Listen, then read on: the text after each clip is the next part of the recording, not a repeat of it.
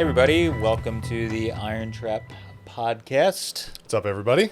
As a reminder, we do these weekly, and we do put them on all of the platforms that you could expect, including YouTube, which is the one that I think a lot of people don't realize you can watch or listen on YouTube, which is pretty good. So there's always a great conversation going on our YouTube versions of this because it's a lot easier to comment back and forth. So if you are listening on Spotify or Apple or any of those, if you want to make a comment or read comments, that's a good spot to go check it out at a later time. So as far as news stuff going on or things that are exciting, the world is ending. We're getting 2 feet of snow, and we don't know what we're going to do with ourselves. yeah. We're prepping for the snow apocalypse.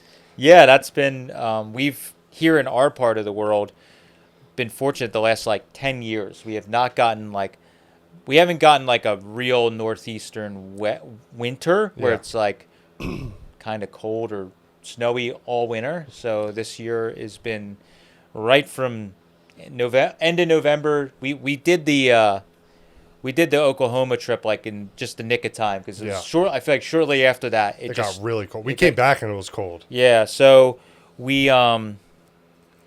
we just been dealing with that. So we've gotten a little bit of snow here and there, kind of what you would expect here, and then we're supposed to get real snow. Again, we don't live in the Alps or we're not in Colorado where you up in the mountains where you get crazy snow, or New England or Alaska, Maine. Yeah, but we're supposed to get a bit of snow. So I am as guilty as anyone else. I'm stubborn, and I just had one shovel, and I would shovel my stuff by hand, including my long driveway and the sidewalk at the mill that is longer than my driveway. Yeah, it's pretty long. And that has not been fun. So finally, like everyone else on the planet, I was rushing around oh crap, I need to get snowblowers, and I don't have a generator for the house, and we lost power once before this winter and a few times last summer, and so all in this week, a friend of ours that's in the hobby fixes small engine stuff, so he sold me 2 used but tuned up snowblowers that he had and delivered them, which was great. Yeah, that was awesome. And then I went to Home Depot in the madness yesterday and bought a generator, and Mike and I just were checking my house to make sure that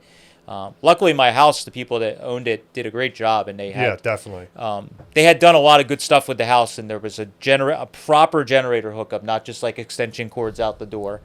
So there's actually a switch box, but they unfortunately didn't label any of the switches, so we were I don't know which one's the furnace, which one's so that's what we were doing right before this podcast. So. And it's not just 1 or 2; it was 8 circuits. Yes. So I was down in the basement flipping stuff on and off, and Matt's like, "Nope, that's not it. That's it," and labeling them with a Sharpie. So now we hopefully know, and the generator worked. We flipped the heater on and all that good stuff. So I'm trying to get better. I am really good at keeping the business, all the balls in the air and working on cars and all that stuff. But when sometimes it comes to house stuff, not that the house is falling down, but stuff like that's annoyances. Yeah. I'm then it snows, and I'm shoveling the snow by hand, and I'm what am I doing? Yeah. I have the tractor, and it does work well, but you can't scrape the ground as good. Yeah. And even my driveway is partially paved at the shop and partially stone, so it's really, really hard to get it totally clean. So. And I'm guilty of it too. I mean, I'm an electrician, and I don't have a generator hookup at my house. I do it No, you don't. Everything's super legit at your place.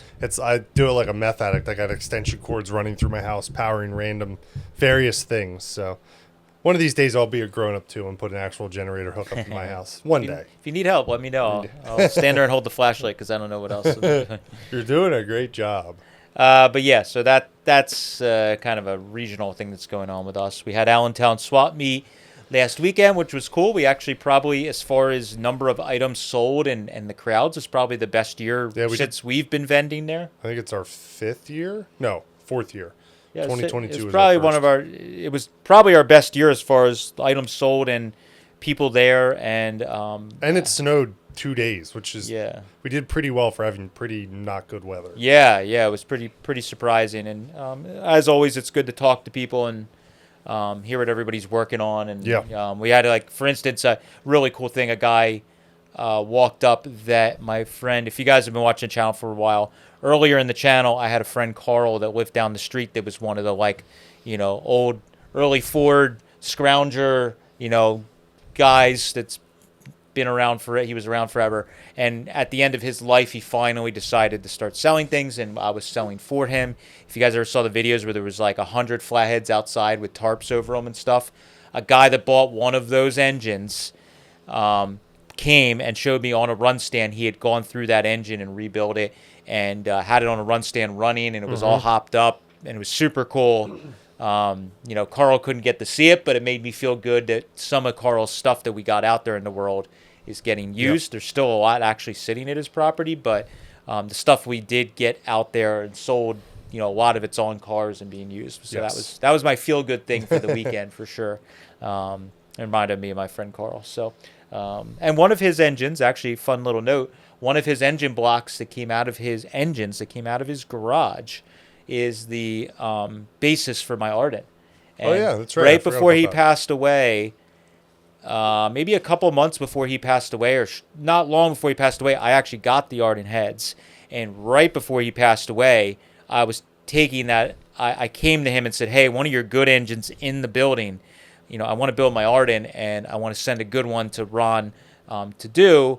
Do you, would you sell it to me?" And he actually gave me the engine because I had been helping him so much, and he got to know that one of his engines was going to be built into an Ardent, and that he was really excited about that. So that's another fun little feel good thing. I forgot about that. I remember you and George. It was actually, what was sad was it was an insanely good engine that we probably could have just like put in a car and drove. It looked like it was an old rebuild that wasn't run hardly at all, but I wanted a good basis for that engine, so it was kind of like, you know what? I want something that issues with pressure testing. And when you're doing stuff like that, that's the way to that was the one. And, we had plenty of other hurdles with that engine build. Yeah. And at least the block, he wasn't like, dude, this thing's cracked, it's junk. It was, no comments whatsoever. It just was good, and we continued on, so that was good. Other news, we're doing Grand National. I don't, when you're listening to this. Yes, that comes out Monday, so we'll be headed to Grand National. We'll be headed Wednesday. to Grand National this week, and as long as the airport doesn't get totally snowed in, then we can't fly out. I think we'll be okay. Yeah, I hope we're okay by Wednesday. But we connect in Atlanta. That's my only concern. If Atlanta gets a bunch of snow, do you think their airport has a snow removal? Probably by Wednesday. Yeah, that's true. That's like for a huge airport to shut down for 3 days. That's true. I mean, that's like insanity. Yeah, the world. Imagine the uproar if the Atlanta airport was shut down for 3 days, like business days. Yeah, that's a lot. Oh my God, people would lose their minds. They would be rioting in the airport. So I think, fingers crossed, knock on wood, we'll be okay. So we're, Luckily, we're surrounded by wood in here. Yeah. So we're, we're going out. We're going to do some shop tours, all that kind of stuff. If you guys are going out, if you didn't see Lucky Burton has his Lucky Speed Shop, and he does, for many years, they've been doing, a party at his shop. The first time I ever met Lucky was at one of his parties at his old shop. And when I just worked for Eastwood, I just heard about it and showed up and walked around, and it was really, really cool. But they do a good thing. They taco truck and DJ, all that kind of stuff, and they're actually not previewing. They're live debuting the last episode of the Mad Fabricators Funky Tea. So I'm really, really cool. That'll be really cool to be there for that. That's neat. They do a good job with putting on Saturday, right? Friday. Friday. So if you're in town and you want to check it out, it'll be a good thing. You can check out any of their profiles. I reposted it.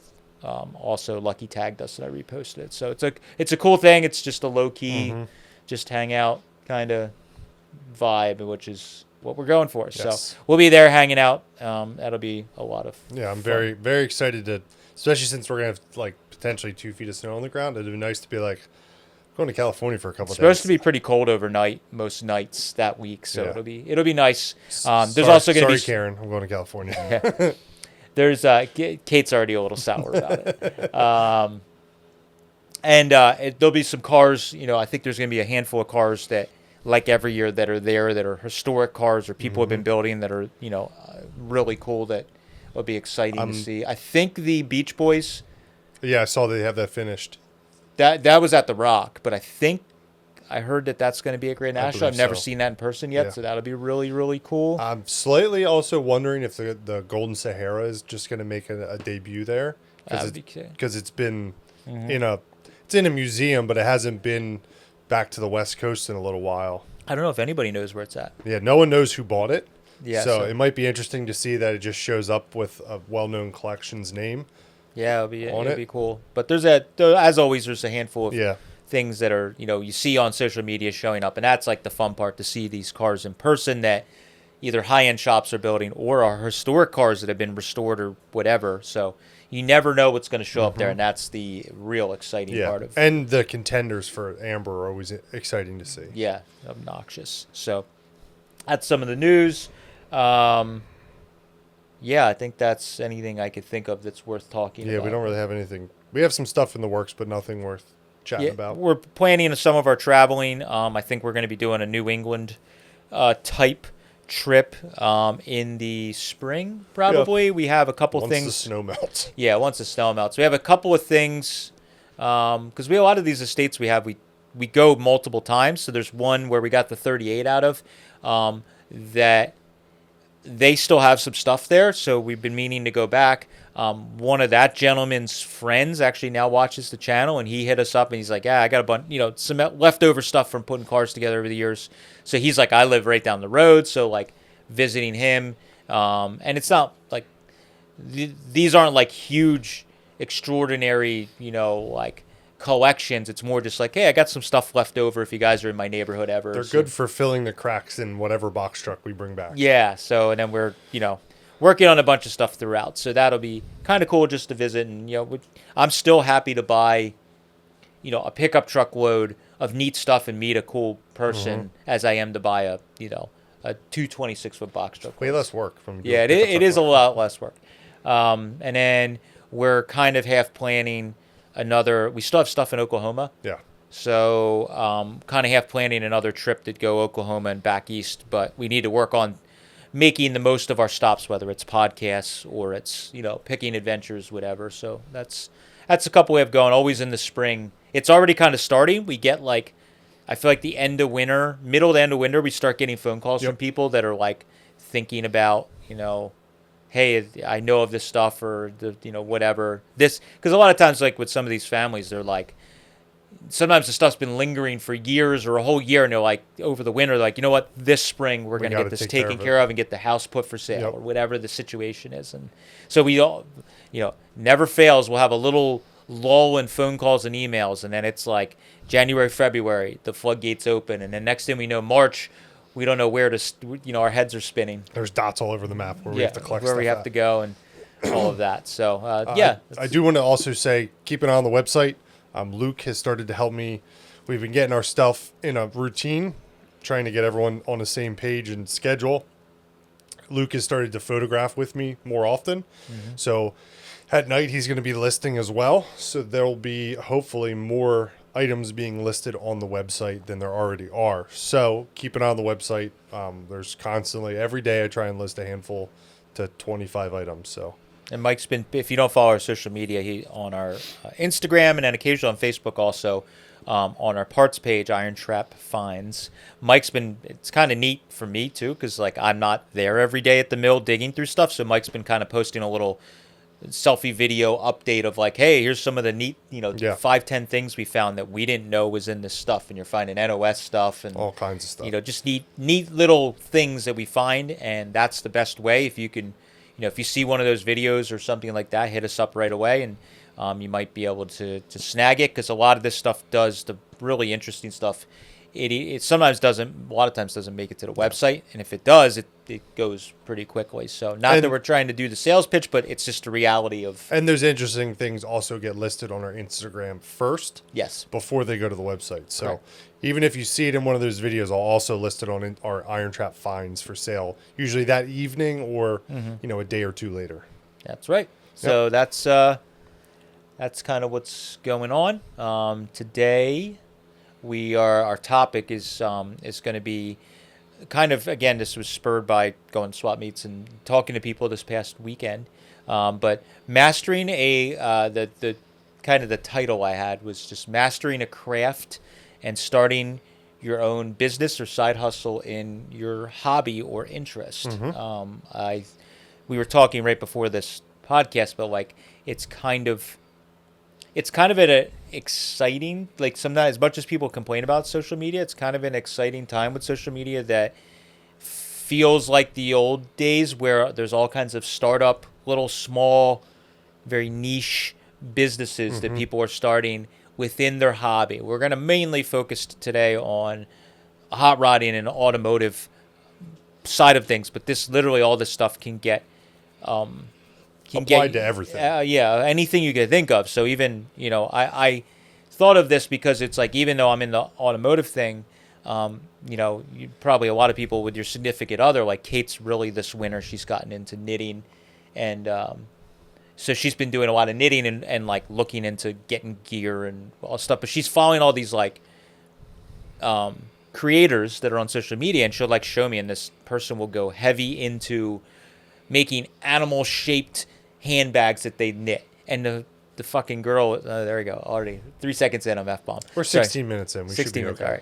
all right. Already, the girl's just like selling out instantly with these like neat handbags. And it's like, maybe it's not their full-time gig, but it's like they're making a side income and they're doing something that's their hobby. So. And I do love that with social media, it makes it easier to Yeah. connect with these like smaller businesses.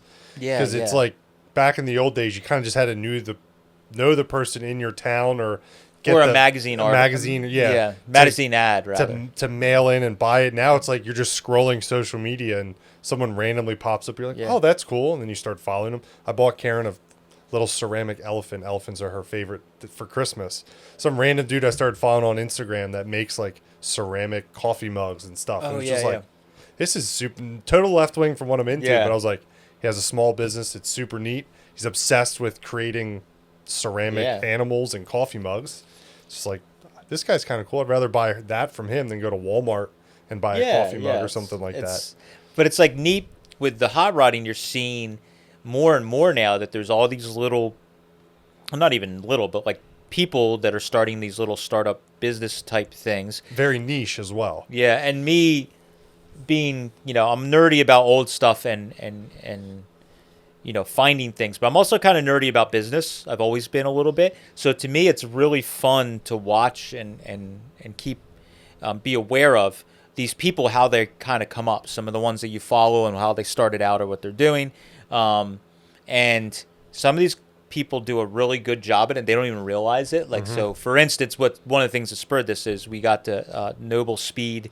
I don't know if it's Speed Equipment or Noble Speed. I forget. I have his business card sitting here, but you can find it on Instagram. I apologize if I don't have the full business name, but I'll put links down below to anyone that we talk about for their Instagram. Yeah, so like shameless plug. He stopped by at our booth at Allentown. I've been following his stuff on and off for a while, and when he first started doing it, like and posted on social media, I became aware of it, and like it's really neat to watch him evolve that business. So he if you guys aren't aware, he does the claim to fame type thing. His little corner was he started doing the custom colored or whatever you want colors, like translucent spark plug wire, which is super cool. Caught my interest. If you're into old choppers and hot rods and stuff like that, back in the day, I am lucky enough to have some spools of NOS different color spark plug wire, and I have it on some of the cars, and it's one of the things that trips people out when they see the Stroll Coupe, that it's got the clear like blue ice plug wires, and people are like, where did you get that? Oh, I have it, my friend Pete, luckily. Could you get that many different colors back in the day? I think there was a handful of colors. I think in the maybe 70s or 60s there's probably more of it. Yeah, because like back in the old hot rod, it was mostly clear and clear red. And blue ice and blue.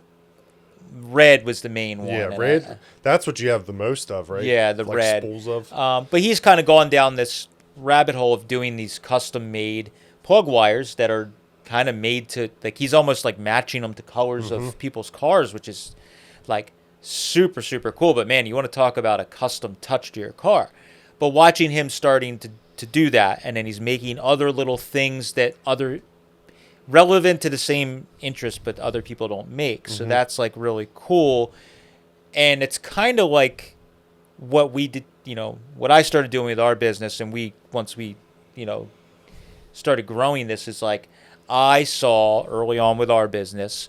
I went a number of years ago to the early Ford store, and I started talking to a lot of the old timers, just meeting them in our area and discussing, the different places they would go. And almost the thing I found with almost all the old guys I talked to was they would talk about some huge regional resale business that was buying out new old stock parts or was buying collections or whatever, and they were the go-to place. So there was a couple in like Ohio, there was a huge one in like Michigan or a couple of them maybe in Michigan area, New England there was some, there was Long Island there was one, and there's like all these different places, and almost every time we would talk to these old guys, they would say, yeah, but that in 1986 the original owner died and the son ran it into the ground. They had a huge auction and they're not around. I wish they were still here. Yeah. It is cool when we do these estates, we get there like they would not send out like a magazine. It was a printed paper, like computer paper just stapled together, and you get to see all these businesses. And I mean there was a lot of them because it was very, like you said, regional. Yeah. Like every an hour's drive there'd be a shop, and you drive 3 or 4 more hours so there's another shop, and it seemed like there was like 3 or 4 in the country that were huge. Yeah. And like I heard about one, and this is the fun part with so many people watching what we do.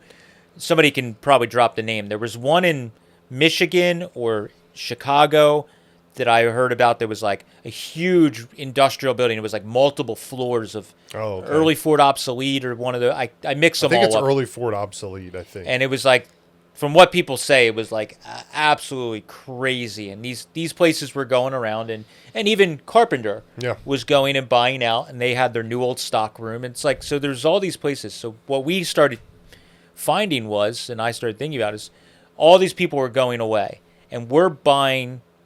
We kind of stepped into that, and I, not necessarily for me, I didn't enjoy, like, I'm able to do welding and fabricating and all that stuff, but I don't enjoy doing work for other people. So luckily enough, I was smart enough to escape that trap that most people that can weld or fabricate or build hot rods do, where they just open a hot rod shop and then they're miserable. Not always, but for me, 90% probably. Yeah, where it's a hobby, and it, so for me, I was like, I like the finding the stuff. I see this opportunity where there's a lot of people that collected are passing away or retiring in the collecting and reselling, and all these huge vendors are gone. And the other thing I saw an opportunity with our business was that a lot of the people that are still around or were still around, that are the old timers that collected, they resisted the internet, and they might still resist the internet. Or they only slightly do the internet, like they don't offer shipping. You can buy it online, but they don't want to ship it. Yeah, so like, or they're just trying to, back in the day, a lot of these guys, they were evading the whole tax and making their taxes and making their business legit. We all hate paying taxes, I get it. But in today's day and age, they've made it extremely difficult with online payments to skirt around that. We went years ago. I went fully legit, started a business, pay taxes on the business, write stuff off, do all that. And then but what we were finding is there's a lot of these older guys that have huge collections, but they only want to vend at swap meets in person still, so that they can do cash and keep it all under the table, which is fine. But less people were going to the swap meets to buy, so these guys were having trouble selling. So that's where these guys are retiring sometimes, and they're hitting us up like, I can't sell this stuff anymore. I'm tired of dealing with people, blah, blah, blah, blah, blah. And we buy it. And then we sell their whole inventory in a matter of 1 year or 2 years, because we'll ship anywhere in the world. And that's how you need to sell these days. If you want to actually sell things, you need to kind of do that. So I think with any of these small businesses, finding these little opportunities or niche, and in hot rodding and old motorcycles and all of that stuff, any of that nostalgia, anything we're doing has been done. But if you can find a hole, like the spark plug wires, nobody's really making them. You can buy fake cloth cover wire. You can get that. Somebody's already been doing that. But that little niche of the cool colored wire, nobody's doing it. And then some of the other things. And then, there's been a handful of companies that are doing actual cast speed equipment. And I feel like you're starting to see more people dabbling in that because of social media. Like Crafty B was doing classes, and he was showing people how to do it, and then people are like, oh man, I'll start making this little custom shift knobs that I do. I design them and I cast them. And he passed on the information, got them interested through social media, and then they're doing it and all that. And then now you're seeing that there's guys like Gear Drive, Yep. for instance. We were talking about Matt at Gear Drive has done a fantastic job. When I first saw him, he was just doing the headers thing, the lake headers. I think his website even might still be lakeheaders.com or something. Oh, really? Yeah, or maybe it's a redirect now. I don't know. But he, was doing the headers thing, and then he kind of started dabbling in Mostly the blower tops, right? Was it seemed like the blower intakes is what I Oh, first that's right. became aware of him making his own intakes and casting stuff or getting things cast was that. He was doing like the small runs of like caddy blower intakes because they were so hard to find and so expensive, and he was doing small batches. And it's like now you see him evolving it to where he's finding obsolete, rare old intakes and using them for a jump-off point to create a better design, better flowing, but the same nostalgic look. Yep. And it's like, I think that's fantastic. It gives people an opportunity to buy something that's unique, but maybe isn't so hard to find as as finding some whatever crazy high-rise water-heated manifold. He's coming out with one that looks just like it, tweaked a little bit to be his own. And he's not stepping on anyone's toes. He's not doing like, obviously Holly and all the big names, they don't care if you make, but like he's doing something very unique and different than just like a small block intake or Yeah. a 2-2 flathead intake. He's Yeah. he's adding a twist to it, and it's like high-rise, water-heated, something that Yeah. no one in the world offers right now Yeah, as a reproduction. offset in, kind of like some of those really rare, cool intakes that are hard to find. He's making his own version of that, and it looks just as cool as a Kreger, 4.2 intake, but he put his own twist on it. So, but I think that's where we since our business has grown and we have more people that eyeballs on us, we get more people that are hitting us up that are like, all the time we get people at shows and stuff that'll come up to me and be like, man, I work this job I hate, or I'm a mechanic at a dealership. I make great money, but it just doesn't fulfill me. Like, it's hard for me to do my hobby because, X, Y, and Z. And it's like, how can I do something else? And it's like that. I feel like with social media, that's the cool little thing that if you're good at X, whatever it is, or you get really nerded out on doing X, you can then start your own little business and through social media have a fun little thing, or you can grow it to like we did. It's a full blown business. That's kind of on you to what you want. And I feel in hot rodding and car stuff in general, some of the niche businesses have been going away because of the older guys are getting out of it, like gauge repair, upholstery. There's another one, transmission rebuilding, like a shop that just specializes in doing early transmissions. All the time we have customers that call and they're like, I need someone to rebuild a transmission. Be like, you got to call around your local area. Like, I don't know of anyone. There's a couple shops that specialize, but they're probably like 2 to 3 years backed up because they're the big guys on the internet that do transmissions. So yeah, and we're like, that's like the Columbia thing we've talked about before. Like in our area, the guy that was doing Columbias was in his 90s now, and when I was ready to finally get a Columbia done, he was like, I don't really want to do them anymore. I'm too old, blah, blah, blah. And then, we kind of, our friend George, who's not super young, but isn't really old. He's about 20 years younger. He's probably in his 70s, right? Yeah, I think he's early 70s probably. He's still active, and it's like, well, he and I talked, and he's like, well, I've been doing rears for years, 9 inches and all different ones. He's like, he's done other rears, and he's like, and he was working with this guy to get Columbia's done. He's like, I'm sure he'll show me. Yeah. So it's like, I think there's all these little things. If you can get with that person that was the guru or was doing whatever in your area, you'll find very quickly that you'll be overwhelmed. Any of our friends that have started doing that stuff, it's funny. It's a disservice to us because we could use sucks. them all the time. And we're like, we have this guy that does all this great work. And then we call him. He's like, I'm backed up like a year. Yeah, God we're like, damn it. shit. Now I got the same problem as everybody else. But like, I remember when Rehab's Rods and Upholstery or whatever that did the Merc. Again, I suck at remembering full business names. Yeah. But they did the 39 Forgotten Hot Rod for me did a great job. It was very early on when they started doing customer work.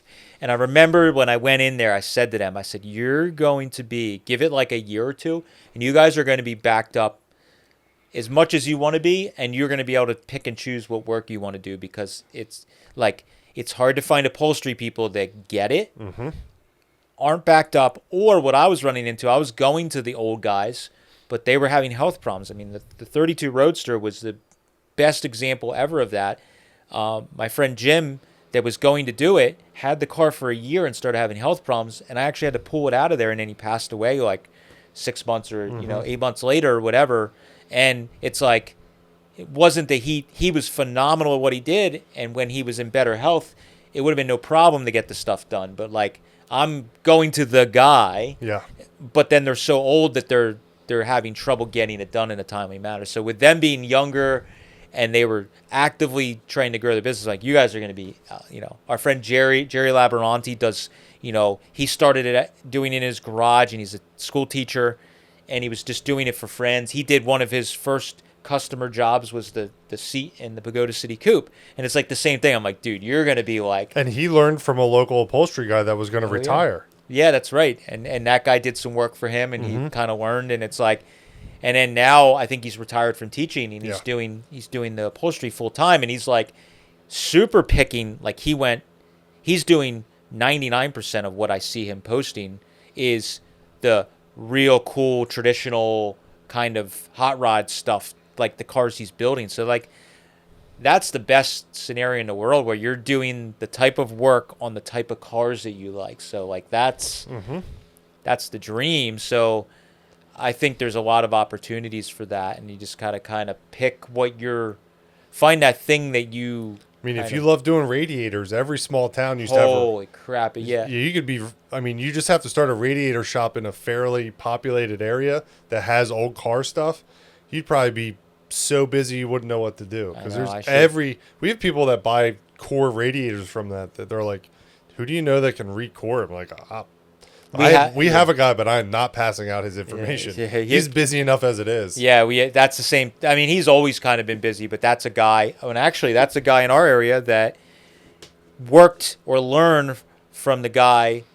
Dick's Radiator is the name of the radiator shop. The owner now his name's Chris. It's not Dick. But years ago, when I was a kid, I went to Dick's Radiator shop with my father to pick up radiators, and Dick was doing the radiators, and Chris learned from him, bought the business, and then it's been 20 plus years, I think he's owned the business. Yeah. And he's, so backed up because it's a one-man show. But like, we get people hit us up all the time like, well, if I ship you the radiator, can you take it to your guy? And it's like, no. It's too much hassle. We don't want to get in between on the in-between person, all that. But like... And then when we need a radiator done, we never get it finished because he's got so much work being shipped in. And that's one of those instances where it's Brassworks, I think, is still in business. Yeah, I don't know if they do recores, though. I think you can only buy brand new ones from them. Yeah, but there's places doing it, but like, they're really expensive. They're sold out, or they take a while, and it's the only place. So like, it's if you regionally, if you're in New England and you start doing radiators, I think you're going to be so busy that you won't even know what to do. And the great thing with that is you kind of set... Not that you can gouge people, but you kind of set the prices. Like, you're not going to charge your normal, $75 an hour, like mechanic shop rate. It might be, as you get better at it, you might make a lot even more money, and you can work at the rate you want to work, take on the work you want to do, and and do that kind of stuff. So I think that's where I've seen opportunities for people that, in this, people complain about the hobby shrinking right now when you talk to the doom and gloom old timers, but like, in the same breath, I think there's a lot of opportunities for people who want to step into businesses, because there's still way more people looking to get stuff done or buy stuff than there is places making it. Yes. So the other thing is there's a lot of hot rod shops, like an overabundance of hot rod shops. Yes. But they specialize in the general term of hot rodding. Like, they still send stuff out to specialty shops to get done. Most of these shops, that's what's interesting. That we know some friends that have like coach building shops, and all they do is build Nate, that's local to us, is a freaking super talented metal shaper, coach builder, and he's like, I don't build any cars for anybody. The high end shop that's building that car sends me the fenders, the old fenders. I make just the fenders. I send them back. That goes on a Duesenberg that wins at Amelia Island or whatever, and he's done with it. He's figured out that he doesn't have to deal with the customer, and he wants to just build beautiful sheet metal bodies. He just wants to run parts. the power hammer and make parts. a body panel out of a flat sheet of metal. He's like, I don't want to deal with customers. I don't want to deal with shops. So good. So there's all these things. So again, the hot rod shop isn't building the radiator. No. They're going to find a good shop in their area that does radiators, and they're going to say, hey, I need another 32 radiator done for me, or whatever. And there's nothing wrong with owning a hot rod shop and doing that. No, I was just making a statement that, the specialty shops are almost as needed as hot rod shops. Because most hot rod shops aren't going to, learn how to, they're not going to have a gauge repair department. Yeah. Unless they get, big enough. But and it just doesn't, a lot of times it doesn't make sense, because if you have a hot rod shop, you're trying to put whole cars together. So to have a staff to do all of that, they're probably not the best use of their time. But you're seeing, people that are specializing in certain types of thing, or, like back to the upholstery. Mikey Seats is has a unique style that he's doing stuff, and he's just like extremely, for everybody I've talked to, he's just extremely ridiculously busy, and he has a style, and people are going to him for that style of work. So that's like it starts becoming like art, where people are coming to you for the way you paint. It's like a tattoo artist almost. Yeah, tattoo artist. Like the style that you do is why people are coming to you. They're not coming to you asking for tribal, and you do you don't have portraits. to deal with walk-ins anymore. Yeah, you're kind of past that, unless you want to just for funsies do it. So you get a Mikey Seats or a well-known interior guy, it's like, he'll do some bench seat for a pro mod, but that's only if he feels like it. He's got plenty of full custom interiors that you get to be creative with, and if that's what you enjoy. But if you're the type of shop that you want to do high velocity, where you want to just do bench seats for C10s, holy shit, could you be busy? You could just bang out custom C10. The Earl Scheib of upholstery. Yeah. We upholster any seat for $9.99.99. Someone just sent us a reel of an Earl Scheib commercial from the 80s. That's why it's fresh in my mind. Yeah. But there's so many holes. I think even just looking at old speed shop catalogs and seeing some of this neat little stuff, because I think with the technology nowadays, what you're starting to see is that the technology is allowing you to find this niche and recreate things. So I was having dinner with our friend Jeff, that East Coast Woodies Jeff, that does all the Woody stuff. Jeff also is very big into 3D printing and modeling and all that stuff of all types, not just for wood. So our friend Nick found some super rare old winged stoplight, that he was going to use on his Roadster pickup, and he posted a photo of it on Instagram. And we were eating dinner after Allentown, and Jeff's like, I got to tell you, I got to be honest with you. He's like, thanks for posting that picture. He's like, why? He's like, I'm going to copy that taillight and make 10 of them. He's like, what?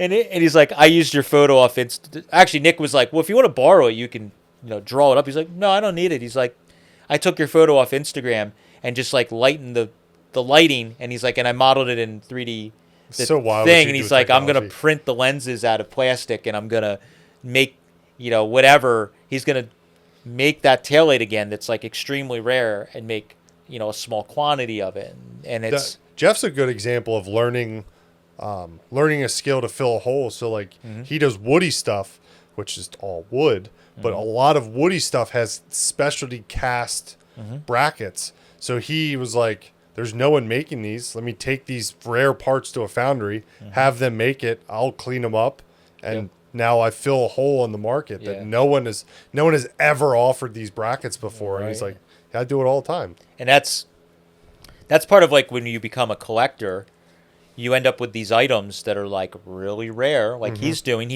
he knows what these brackets look like, so he's finding them in the junk bins, not necessarily, but at auctions and flea markets. He's finding these brackets that are really rare, that only really he knows, and you can only find so many of them. So now that you have it, you can make some copies of it and offer it. And you're not stepping on anyone's toes.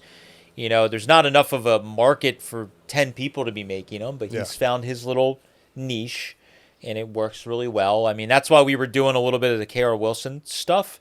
Really, our bottleneck is it comes back to me machining them or, you know, prepping them, or, you know, I was having my nephew even help with it. This summer we'll have a bunch more because I'm sure Evan will be here doing machine work on the week that he's around. We'll try and do it, but that's the bottleneck that I found, and it's like, but that was proof. Like we made some of those tools, and we got, as soon as we started posting about them, we were getting an influx of people looking to buy them. And I that was still get phone calls of people like, "Hey, did you make any more of those?" Yeah. The steering wheel puller I get calls about from a couple people. Like, have Yeah, you finished that yet? I'm like, nope. yeah, still. we just got to get on it. And that's one of those things where if I wanted to, we could ramp it up, but I don't think there's enough of it interest that we can have like a full-time person just doing that. We'd have to like, I'm not looking to spread ourselves that thin, but it's a fun little project that if you found something like that on your own and you started doing it, you could probably have a fun little side project. Really, the bottleneck is the casting. Yeah. The place that we found that's doing the casting is like an Amish place or Mennonite place, and they're not at all interested in doing speed. So like we asked them to do a bunch more, and they're like, no, we don't want to do. And they only mostly do aluminum. The cast iron was the problem. No, they do cast iron. Oh, that's right. They don't really do aluminum. That's right. And they're not set up for speed or high quantity. They're more doing one-off pieces where it's 1 to 10 pieces. Yeah. So they're not really, or 1 to 5. So they're not really interested. Like our friend Jeff's kind of been dealing with them for us to go between. He went there and was like, hey, can we get 50 of these made? And they're like, whoa, we don't work like that. No, we can't. We don't want that much work. Like it's crazy to think, but they just aren't interested in doing that. So like now we would have to go to another foundry, you know, blah blah blah. And is it worth our time? I don't know. We're so busy as it is. Yeah. We should that. talk to the foundry that's 300 feet that direction and see if they do That would be a cast good idea. iron. They did cast iron like pots or like pans and stuff back in the day and trivets. I mean, there's only a foundry. Like I could throw a snowball and probably hit part of the property. Yeah. We probably should look into that. That would probably be pretty smart. Actually. Driving all the way to Lancaster to get parts. That is like, kind of stupid. We never even checked with them. But Yeah. Jeff already had a connection. Yeah.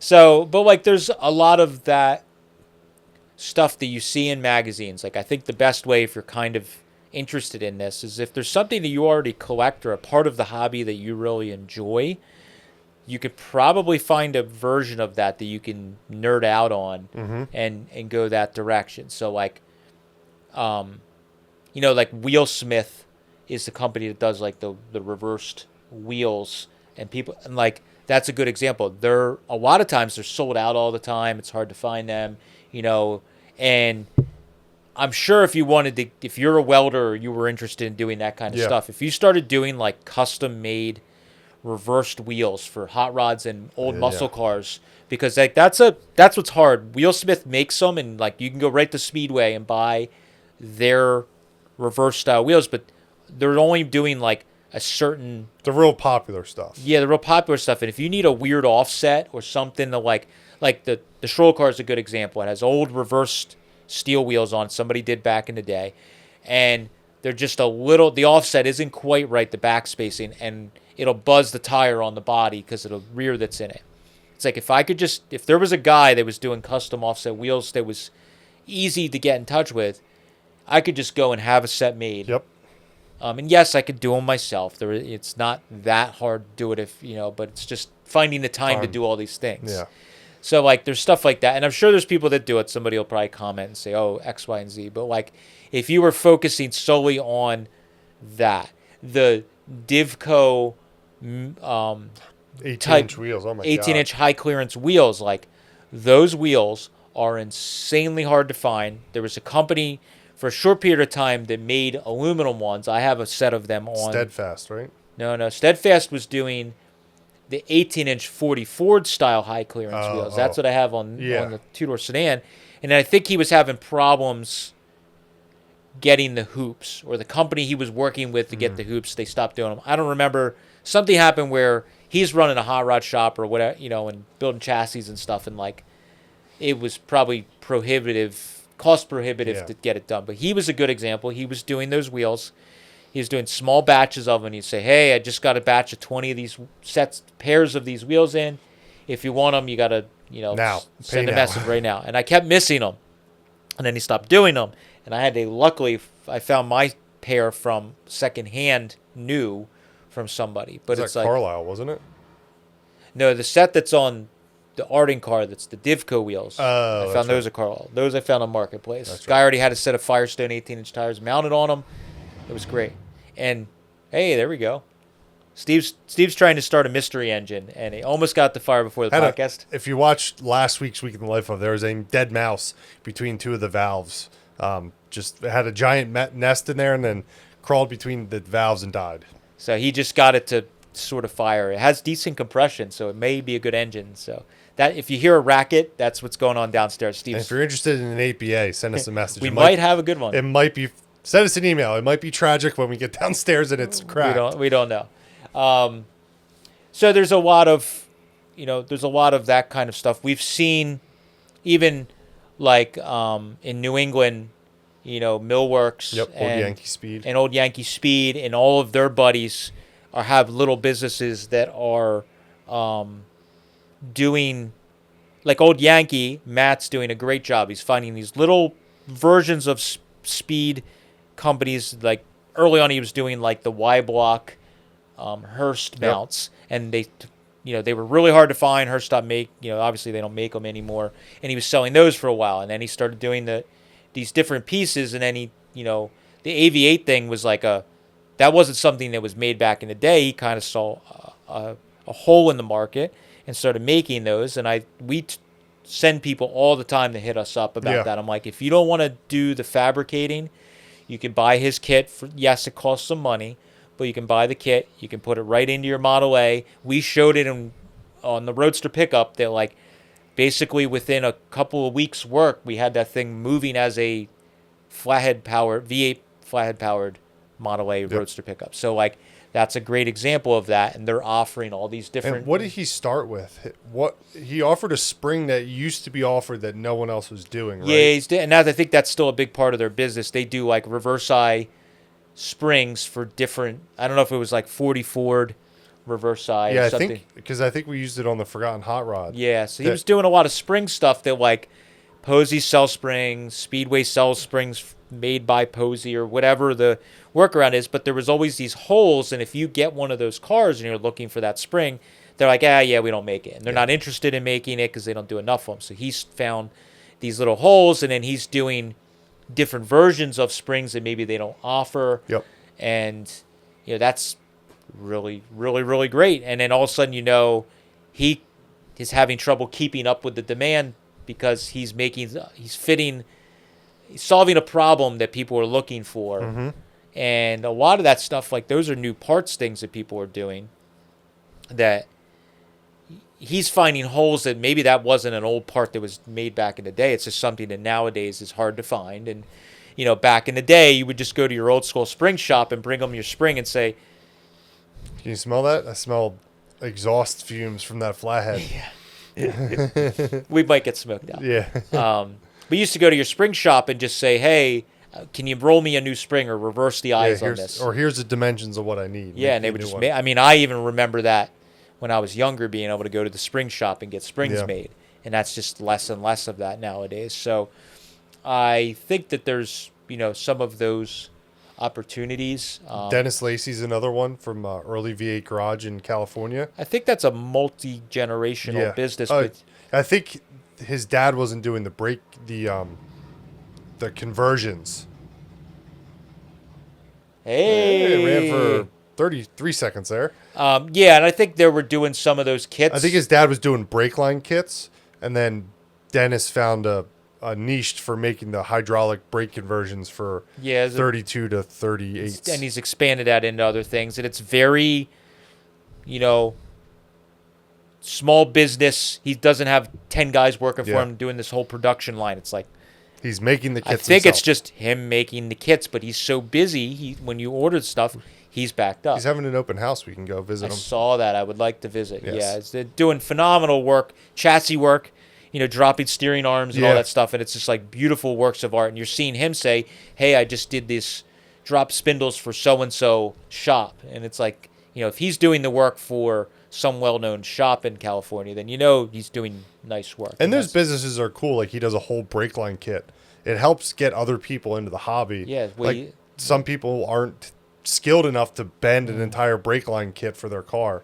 These businesses make it easier for other people to get into the hobby. Keep the hobby. Yeah. There's no two ways about it. The hobby has changed, and there's a lot of people that are getting into the hobby that don't have. It's not the same as back in the day where you had to fix your own car. Dad taught you how to rebuild a carburetor when you were a kid. It just, that stuff's not getting handed down. So there's a lot of people that are jumping into the hobby, and they've never worked on an old car in their life. And like, that's a lot of our customers that we deal with. They call us and are like, they're scared to do any of this stuff, and they're like, "Oh, brakes! I don't want to do brakes because that's my life. I'm putting it, and really making brake lines. He does works of art. His brake line kits are works of art. But making a brake line kit simply for yourself is a matter of getting an Eastwood flaring tool. You can get some of the Nycop brake line at your local parts store, and you could be making brake lines. It's not overly difficult if someone showed you. Steve can make brake lines. No, I'm just kidding.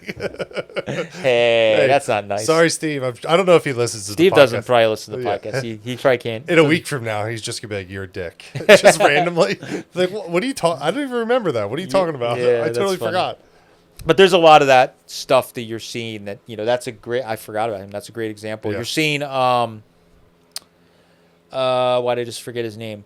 Like David Wack is doing the restored steering column drops, and he's buying all these different steering column He drops. buys them from us all the time. Yeah, and I love that part of the hobby. Like, he's buying steering drops from us as cores. We try and sell them to him as affordably as we can. And then he's restoring them, and he's getting the top dollar price, because if you want a turnkey restore with a key, literally turnkey with a key. everything, there you go. And yes, you can also buy from us the old seized one, and you could spend the time to restore it and all the pieces, and buy the parts from Carpenter to mechanically make it work. He knows the secret handshake to probably blow one of those apart in minutes. Yep. Has it cleaned up, painted, ready to rock and roll, and and that's cool. That's that's something he probably does like in a very small garage. What do I got? You were a good boy. You get your peanut butter bone. You've been holding that out for 50 minutes. I know. I'm impressed he wasn't up your ass this whole time for that. Kind of forgot about it. Go ahead. You got to wake up. Oh my goodness. Oh my goodness. Good boy. Yeah, so I think there's a lot of that stuff. You're seeing it. Another good example is sign painting and pinstriping. Hot Rod Jen is now a legend in her corner of the world, but we had her on a podcast, and literally she told the story of she just liked doing fine art, and then just kind of picked up pinstriping, and then that turned into sign painting and doing the gold leafing and all that stuff. And now she's like so busy that she can literally pick and choose what she wants. She's doing the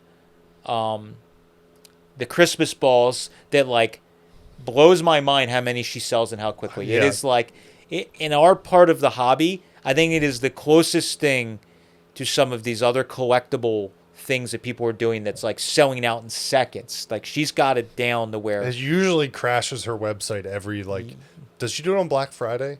I think it might be Black Friday. It crashes her website every year because so many people are trying to buy them. Just hitting refresh for the waiting for the balls to drop. And it's just so cool because she found a little niche. She's doing the thing, then. So it's like she's got all these ways that she's created a life that's living on her terms. Yep. She can do whatever. She's so busy, she can work on what she wants to work on when she wants to work on it. If she wants to go paint a train because she thinks it's neat, she'll go paint a train. If she wants to pinstripe the back of a chopped Merc because she digs the car, or like the big red truck, she likes the idea. That's like... And I feel like her stuff's transformed. She's not doing as much like car pinstriping anymore. Just straight up car. Yeah, not very often. She's doing like fire trucks and trains and like letter. It's more like big sign painting, large scale. Yeah. And that's where, like, I try to be conscious of that with any person that we deal with, or is in that situation. I'm like, I don't just hit her up to be like, hey, can you pinstripe the dash of the Merc? And it's like, maybe because we're friendly with her, she might do it if I twisted her arm Yeah. or I was at an event she was doing. But like in the same breath, you also think about how often people like that get hit up for that kind of stuff. And they're like, look, I don't do that kind of work anymore. Or, I'm so busy. Yeah. She just wants to go to a car show and enjoy the car show as a person, not be pinstriping everybody's fucking trunk lid or, whatever. So like I hit her up with these projects that I feel like would be large scale, maybe exciting to her. And you hook her in with it. And she's like, oh, man, that sounds awesome. So, like, I hit her up about doing the one big wall at the mill that's on the street side. I'm like, I want to do, like, an old soda sign type advertiser. Like, they call those ghost signs where they're the old hand-painted buildings that are fading. Like, I want to do something like that, but it's, like, with IronTrap. And she was like, oh, that's super cool. I'd love to do... Like, I knew that that would be right up her alley. And if she was interested in it, she would do it. And I think that's what's cool. You go to the upholstery guy that does the type of work that you want to do, and you're going to pay the price. The people that do the quality work that are well known, you're going to pay the price. So it's not. I don't lead with being like, hey Jen, how much is it going to be to do the big red truck? It's more like, I want you to do that work. I'm prepared to pay what it costs, and there's not like the rumors are gonna get out if people are like, oh, that guy or gal just gouges anyone because of whatever, So another good thing with the internet, reputation spreads quickly. So if she was gouging people, the word would get out there. You don't hear people saying that. It's more everyone's just super stoked on the work she does, and that's exactly what it is. Yeah. So, but I think there's looking into old speed, like if you're interested in that stuff, looking at old speed shop catalogs and stuff, there's a lot of, we talked about the taillights. Mm-hmm. There's a huge market for people looking for cool taillights, and all you have right now mainly is either kind of cheesy speedway type stuff that's like Chinesium, that just isn't great. Or that's all LED. Yeah, it's almost impossible to get like a normal, even just some with a bulb. Even if it's an LED bulb, just everything almost now is all the printed circuit board lenses that have like little dotted LEDs. Just does not look good. But sorry if you have it on your car. I think it looks terrible. Well, if you have a street rod, it is what it is. But like if you're trying in our little corner of the hobby, if you're building an old school custom or hot rod, it's like you want a unique taillight that looks the part. Yeah. And that's one of those things that like I'm always hunting for cool taillights. And they're expensive. I mean, those Hudson taillights that I got, hundreds and hundreds of dollars. I don't got $1,000, but I have a couple bucks into them, and it's like they're not super.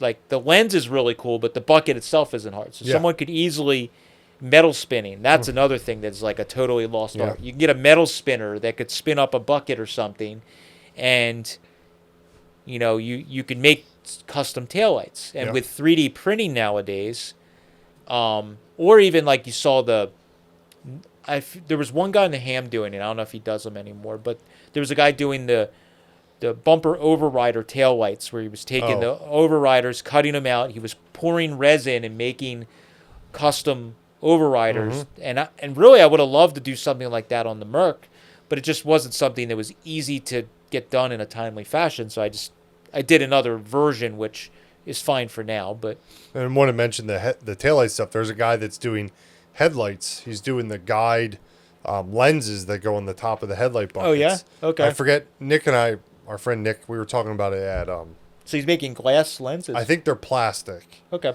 But those lenses are either broken or almost always missing on buckets. Mm-hmm. So it's like that little niche. They're always gone.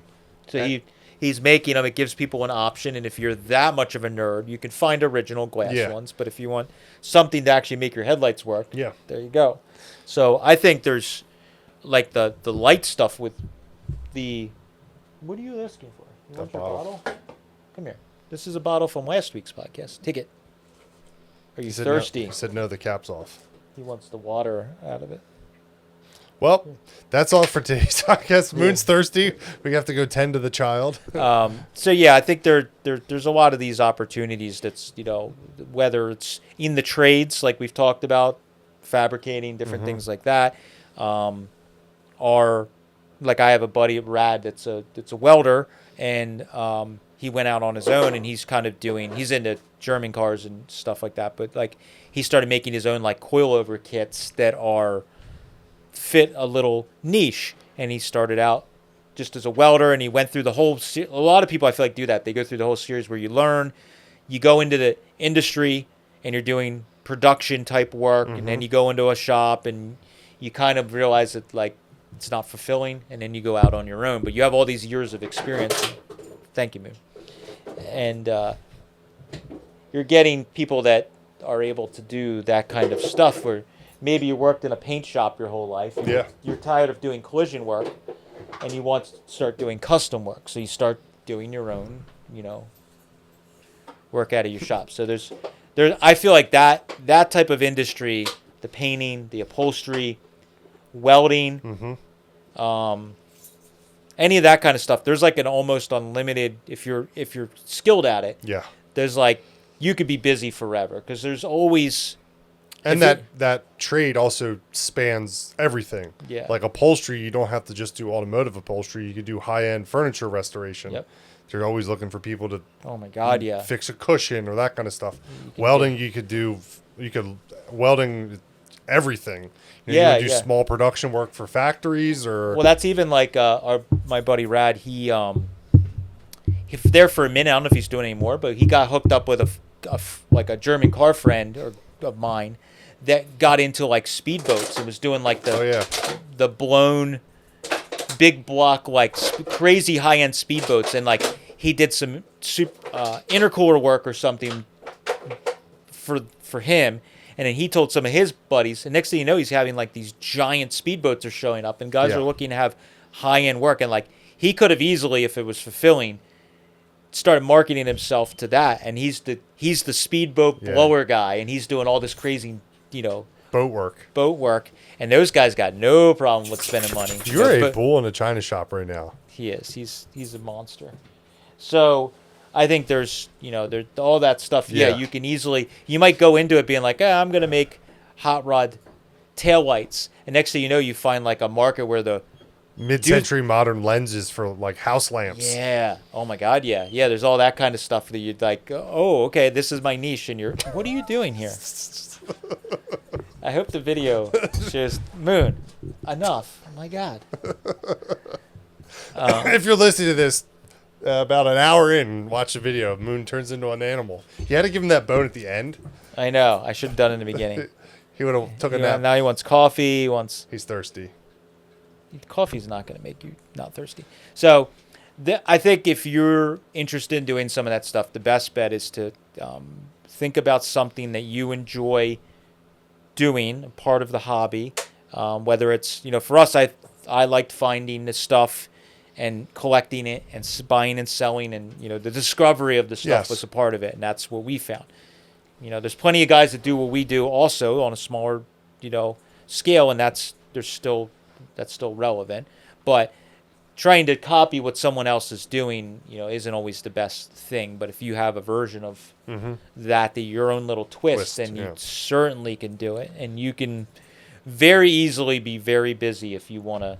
You want to take that stuff on, and that's kind of it's like a little pep talk. We have tons of friends and customers and people that talk to us all the time that go, I wish you guys are so lucky. I wish I could do what you guys do and do what I love. And I'm like, you work at a dealership and rebuild transmissions all day, every day. You think doing transmissions for old cars is harder? It's probably way easier. Yeah. If you start just doing it on the side at nights and weekends, next thing you know, you'll be so busy you'll be like, maybe I can quit my job, Yeah, be prepared that a little side hobby, just a little bit of gas, and now you're all of a sudden you're self-employed and have more work than you know what to do. Yeah, and again, that's not for everybody. That there is some risk involved, and any of the marketing small business podcasts get into that a lot more. There is the risk involved with the health insurance and all that stuff. I get it, but you could shut it off at any point. So if you want to just make it a fun side hustle that you do here and there,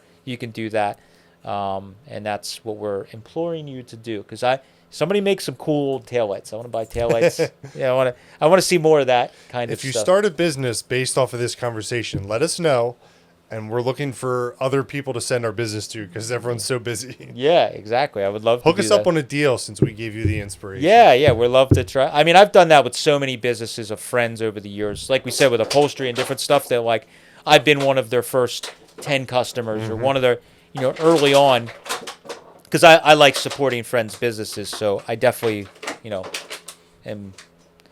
do that a lot. So we'd love to, if you have something you're starting, hit us up, and Moon's wrecking a bottle right now.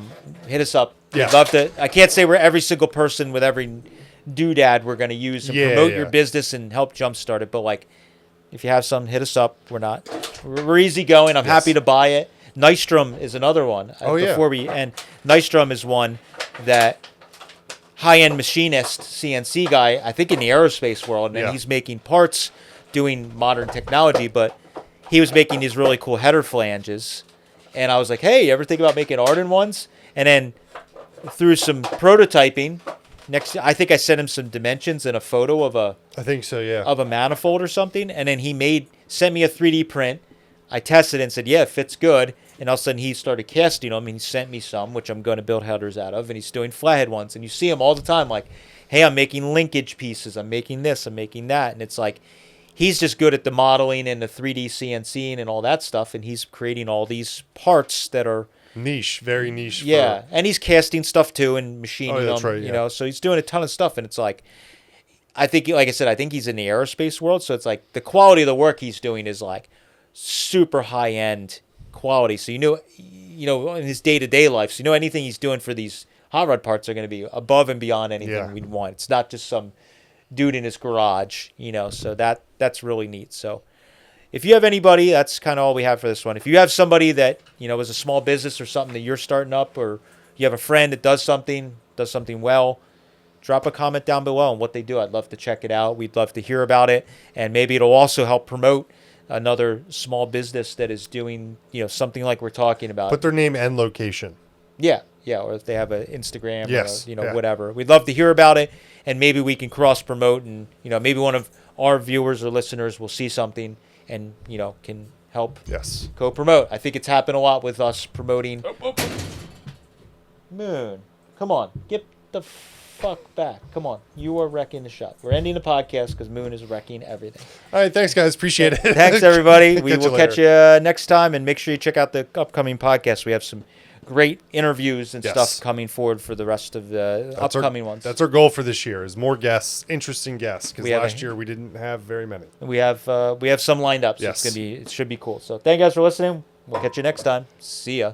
All you had to do is yell at him. He's laying days. Like, drop the F-bomb, Moon. I'm in trouble.